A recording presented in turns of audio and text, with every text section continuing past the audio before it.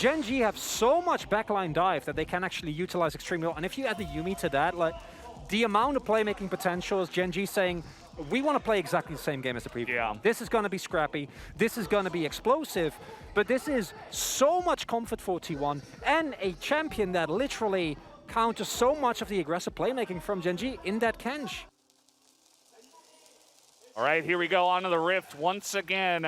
I'm sure that everybody, perhaps even the T1 fans, will be happy that it's not just going to be a 3-0 stomp. We do have a series here. It is a 1-1. Only 3 potential games left to go to crown a champion of spring. And at this point, now that Gen.G have proven themselves with the win, it could be anybody. And giving it some more FUD. The Yuumi not only good into the Jace, but also into those reset champions. And with that pick, as much as I think it can still be a liability in the laning phase, because if you haven't seen Karius Kench before, think of it as Leona, but also Kench. He somehow does both. Doesn't make a lot of sense, but truly the things we've seen, kind of ludicrous in that regard.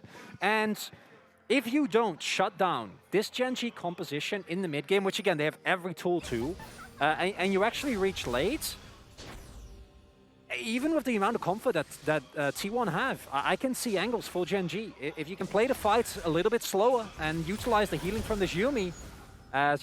Faker is... He says, I am the OG LeBlanc. I'm so sorry, Chovy. I would grab your clone out.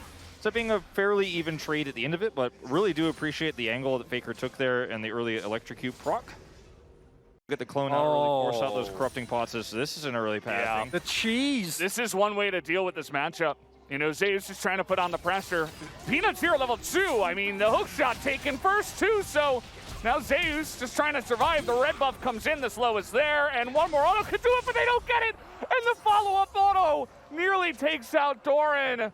They get the flash out of Zeus, and they nearly kill him, but he will survive. What? Doran and Chovy now going to try play it to engage. There's Leona. Leona, though, takes a couple of hits with the turret, as now Guma has to try to kite this one back, but those minions also helping out here. Ruler will get healed up here by the Yuumi, but Keria, all jokes aside on this Tahm Kench, maybe a little bit too aggressive this time. That's a flip at that point as well, and Ona still has his entire topside jungle up. He's going to be able to farm that out. Peanut still sitting on level 3. Early attention paid towards topside, not paying off. Oh, Doran in a lot of trouble here. There's the damage coming in, waiting for that knockback till the last second, but Doran is able to hang on to that hook shot and survive. Now Peanut will be able to at least get some of that jungle back. His owner's not done. Oh boy, this is rough. He's gonna land that stun right down the middle. He's still got flash. Doran is going to land the stun there, but with the flash, owner does hop in and pick up the first blood. Now that the entire early game has heavily shifted against him. But if this wave pushes out and owner is patient enough and is ridiculous enough here, he might be able to land it. And there is the stun. The shock blast, though, not able to hit. I think it hit the minion in front of Doran, so Doran survives, but at what cost? So much minions, that's the answer. So many minions are going to get taken away from him. Plate as well. And just aggressive plays like this from Owner in the early game is what he did against Dom1 Kia against Canyon. This is what he loves to do. Changed the whole identity of T1 since he joined this roster. And the cross map doesn't exist. Maybe they get a Hextech Drake, but the amount of gold that you give up here, it's another wave for Doran that doesn't have 6. No assistance, still can't walk up. Chovy teleported to mid to catch the wave, but Doran, you're not allowed to be here anymore. They already told you this is not your lane. As Peanut struggles to even take down the Hextech, he will be fine with the smite. I suppose the one good thing is that Ruler, maybe with some newfound confidence, and after that early trade, seems like he's doing pretty well in that bottom lane. And that's the one benefit, is that Ruler and the Hands can play as punishing as they want to, because Owner has been paying so much attention to top side. Yeah, and you know, the advantages that T1 have here on top side of the map and how much farm Doran has lost is significant now. But as long as Doran plays it safe, he still will be Camille later on in this game. Like, he still will be relevant. The question is, will he be able to fight on a Rift Herald? There's Chovy. Oh, Chovy's going in for it, the double distortion. He's trying to get on top of Faker. There it is. The flash forward nearly catches him, but Faker on the RE is able to use that extra Spirit Rush to get out alive. Yeah, really. Poor Monk, desperately trying to get access to Dragon Rage. Will do it, I think, once he clears his wolves, but... Oh boy, Guma in a lot of trouble. Look at this. He does have his flash as the Blade Caller will come in, does root down Keria. Not quite enough damage as Lehens will have to hop back onto Ruler, but you take a look at the state of this bottom lane, and again, Ruler and Lehens are just dunking on them. Yeah, and with the pressure here, T1 backed away from turret. They didn't actually start this Rift Herald because of the threat of Chovy, so now 2 plates for a Herald is going to be worst case scenario here for Gen.G on this first objective. Of course, Doran isn't going to be able to escape from this. His turret is probably going to be deleted off the map with the lead that Zeus has right now, but it could have been much worse. Key thing is how well Gen.G will be able to respond, because giving up first turret blood means that it's still a very favorable trade for T1. As I look at the turret health, Zeus has already done the work. There is it's like already done. No, it's gone. I was like, it's still on maybe 3 plates mid. No, it's done. Doran, just run. Doran. Well, he's calling Peanut up to the top side, but I don't think they'll be in time. Yeah, I think it's just too late. The hook shot is buffered nicely, as Owner decides, well, we don't even have to force it just yet. Yeah, can actually... Might just let Zeus take all the plates by himself, as we take a look at another lane where Gen.G are winning. This is not even so far. Chovy has been getting the better of every single solo trade here, as Doran, oh boy, maybe not this time, as he will go in, and now he's got Peanut, and the kick nearly saves his life, but Owner is trying to get on in there with the hook shot, not able to get away, as Peanut at least will be able to clean up the kill. For Gen.G to use the slight advantage they had mid, the slight advantage they had bottom, they no longer have.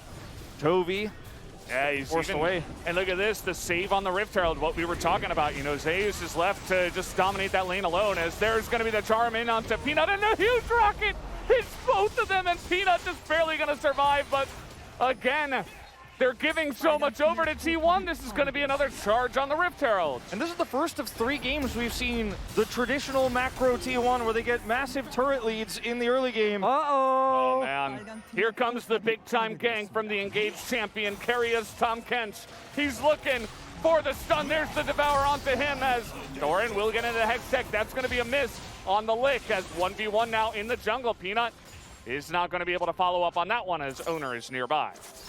Such a masterclass, though, again, for T1 on the macro front. Yes, this bottom turret is not going to last for much longer. It's going to go down right now with this next wave. And yes, Gumayusi is behind, but he doesn't need to be fed in this composition for T1. His kills are going to come later in this game. Yes, he's 20 CS behind. He's already got a kill from that Super Mega Death Rocket. And yes, Gen.G are going to get a Drake lead here, but T1 have so much power with vision control, and that has been something they cannot remove. Is Zeus? Okay, well, baiting him in. Yeah, didn't see him there, but Chovy is around. You can see, though, that Chovy does not necessarily want to get in on this one. Knows the potential of the stolen Camille, and Owner nearly gets him there, but that's just going to be another kill on Adoran, thinking that Owner had backed away. This play as well, and crucially, with Chovy dying there, there's another charge. Yep. And Faker. Well, interesting Everfrost. He is trying to get away, though, with the Spirit Rush. The charm is really on point, so unfortunate positioning, but he is Ahri at the end of the day. It's 4,000 gold lead, 5,000 gold lead there, 4.5. At 14 minutes, Ruler is trying to farm. He's at risk. Okay, he is on the run here. He does have everything, basically, but they force out that ultimate as over the wall goes Owner. He's just going super deep. There's nobody here to help out Ruler, and that's just a dead, alone Xayah.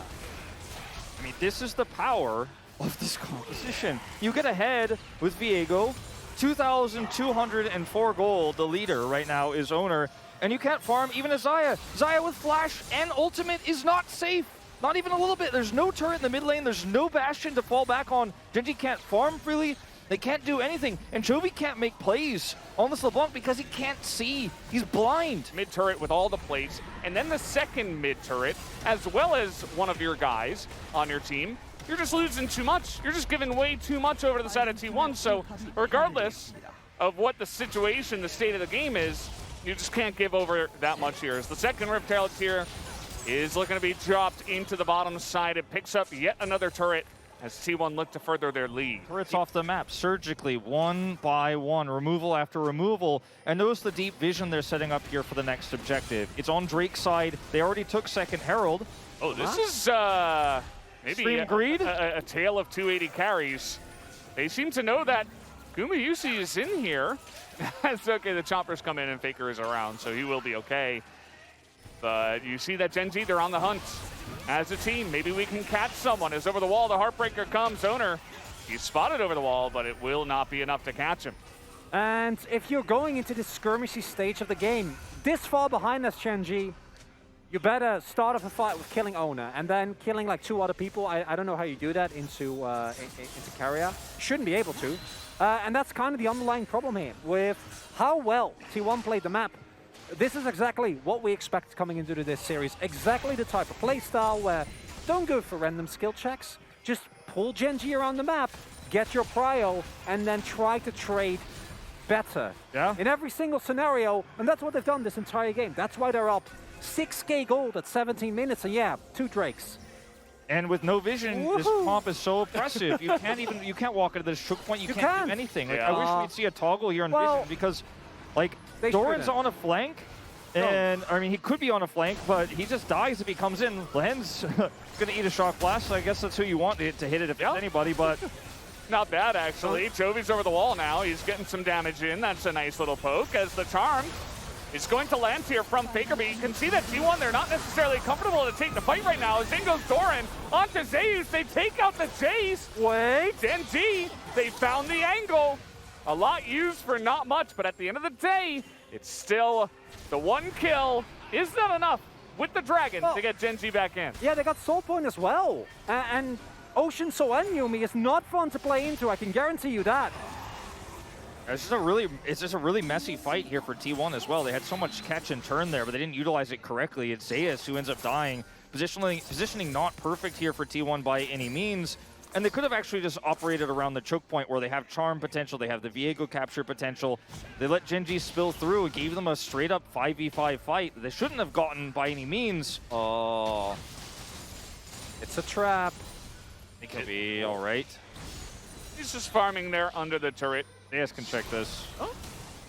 Okay, he's gonna see Peanut, but they don't know about Chovy. Faker takes a big blast as now Chovy has to flash away. The flash charm as Faker will pick up a kill for his team. Zeus gets the dunk and picks up the kill. No vision advantage here for Gen.G means they can't actually counterplay this. I think if there was a little bit more vision or if they had a little bit more control around the red buff, they could actually try to set up a trap themselves there. But instead, it's Chovy who tries to make a play, loses flash, and loses his life. And this is the key thing that differentiates T1 from any other LCK team. While that bottom side trap was set up for Gen.G, T1, top side jungle taken by Owner. The moment that they find the kill, Zeus goes to top side. And now they're going to get a tier 2 or at the very least a really big chunk off of Gen.G trying to get a single kill with a desperation play. Oh boy. And you can see Gen.G, they're desperately trying to save this turret. And yeah, I suppose they will, but there's no chance at opening up a fight. There's not really too much else to get here, so just kind of standing around. Failed flip from the side of Gen.G, and now we can see the real power of T1 as they engage from Carrier onto a Lee Sin with the Tompkins. That's another charm. That's going to be the end of that as Lehens, he might get away. Maybe he is going to get on top of Ruler here as we diving into Isaiah. And now they will force down this turret. No TP will come in for Doran. I think they could have let that TP go through. He would have probably died. As Gen.G, again, Carrier finds the engage somehow on Tom Kench over the wall.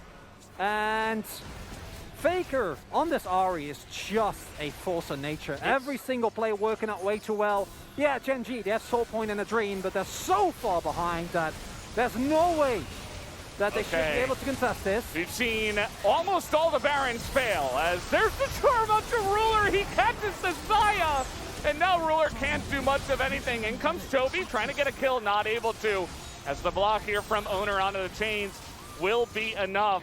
Chasing. So low are all the health bars. Yeah, not quite going to be confident enough to get onto there, and they have the Baron back, so T1 will finally get away with the Baron.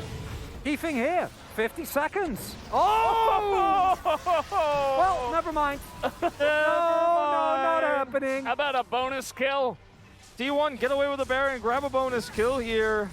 Money that is pumped into T1 just has been such an amazing payoff for everything they've been able to do thus far, and play it slow, play towards the turret, and they're completely fine. As look at this rocket, just straight up blind, takes him out there, and I mean with a pick like that, guarantees you get that Ocean. Peanut trying to get in there. That's going to be a miss on the Everfrost, but at the end of the day, it's Ari. And by the way, your bottom lane is dying. So Gen.G, you gotta do something about this. As Keria, he's playing bodyguard here. He's looking to slow with some licks, as that should be the inhibitor going down here. Guma and Zeus enough to push the lane alone. I think it might be more than just bottom lane. They lose Peanuts on the flank here, but he might just get blown up if they see him.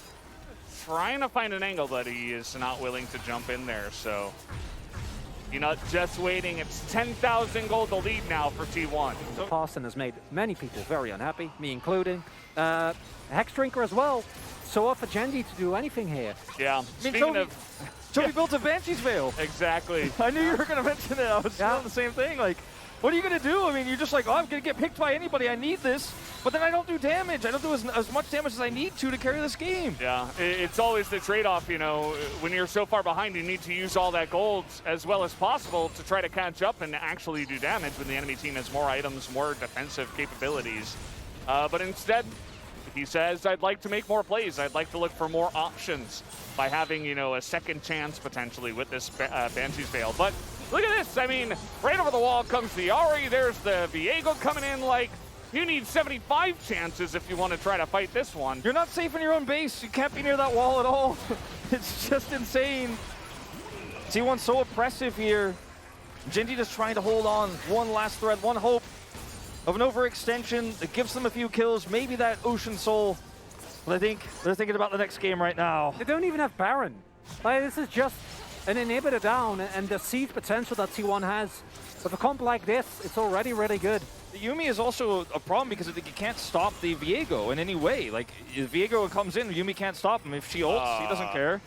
Okay.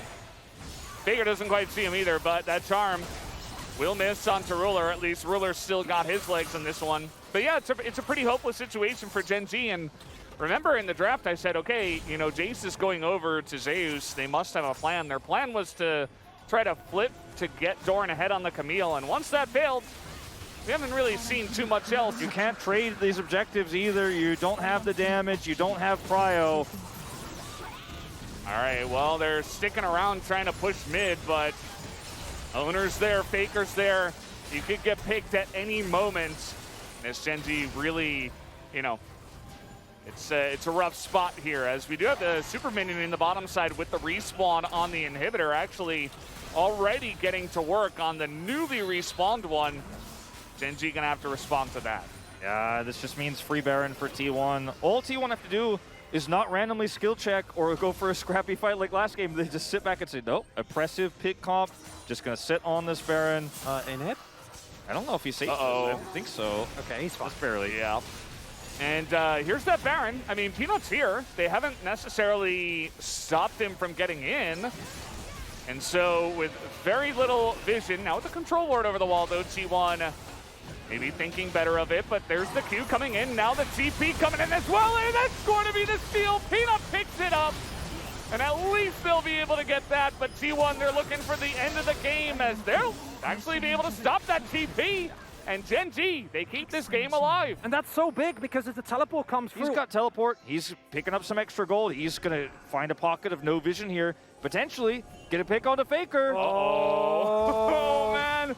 But I don't know if he sees Faker either. There's no pings on this. Now he sees him. And now that Ari immediately goes into the Zanyas, as Faker now looking for the potential play. Toby behind enemy lines. Has he gone too far is the question. As Faker is on the chase here, Owner waits for him on the backside. As Toby's actually the bottom one. They flash after the clone. That's a turret. And Toby's getting away. He will get away from them. Unbelievable. I can't believe he gets away. They get a turret as well out of this. He has Baron recall. He's out. He's fine. Oh See ya. my God. Chovy with a sick play here. And T1 can't punish this because they're so tunneled on getting deep vision on the bottom side of the map where there's no objective spawning. Thing done. Hey man, Ruler has Cerildus too. They need and Edge of Night. They need there to you go. They need to secure a pick so that Guma gets excited, because with Edge of Night and this Banshee's Veil, it's really hard actually to make a charm pick happen or shock blast to get value actually. And the itemization, we were joking about how far behind they were and how desperate they were, but it is working out. This time T1 will not give up control of the choke point. They've got a ward here. They've got angles for shock blast. If they can pop these defensive items early, they're gonna have a much better time. Still up though, both of them, Ruler and Chovy. Chovy, he's going to be looking to put in the work, but down go his Banshee Veil. And the poke is coming in as well from the side of Ruler, who is going to be the main poke alongside of Lehens, I suppose. Chovy still looking for his angle to poke. T1 have pulled this into the brush. And Chovy still out of vision here, going to be looking for the assassination on the backside. That's going to be the take by Peanut. Gen.G get the Ocean Soul. This game is not over by any means. Gold, because it becomes so difficult to actually get that kill. Then you're overextended into Hextech Ultimatum, kicks, and the Feathers. The Feather Storm makes Ruler so survivable. He's got Flash up right now. And how do you punish this champion? He's going to root your team, and then it's a disaster that follows. T1 do not have control over this Baron pit right now. Lehens is pumping out heals. I mean, I'm talking like, this is insane. The poke right now from Gen.G is better. And they have Ocean Soul. And now they engage on Ikaria. And now he goes down. And all of a sudden, Gen.G are taking control of the game. This is the worst kind of game to lose as well, T1. If they lose this game, the momentum shift here is massive. They had such a lead. It is insane. Doran and crew going to start this one up. Really nice Hextech Ultimatum. They're going to start this Baron. They have the heals. They have the resistances. They have the sustain. And they have a Fed LeBlanc with a Fed Yuumi apparently at this point in the game. They're looking to turn actually. Chovy takes two of them out. There's a 3v2 fight on the top side that T1 are getting close on, but it's not quite enough. Gumayusi, though, he's looking to angle over. He might be able to get some damage in. Ruler is in a bit of trouble, has to flash away. The zap gets him on the backside. Gumayusi gets excited, and he's going to be the one that carries the fight in the end. That should be enough for T1, as they will clean up the fight just like that. And Gen.G, you just need to coordinate. There's too many scrappy fights happening at once. Lehens can't jump to enough people, can't keep them all up, and T1 not play the fight. T1 have a comp that's ready to scrap. Okay, they're looking for the trade here. Chovy, he's trying so hard. And all alone. Yeah, Faker's got one more Spirit Rush. It's not going to be enough to lock down Chovy, although with Flash, not quite enough. But T1 still looking for the end of the game.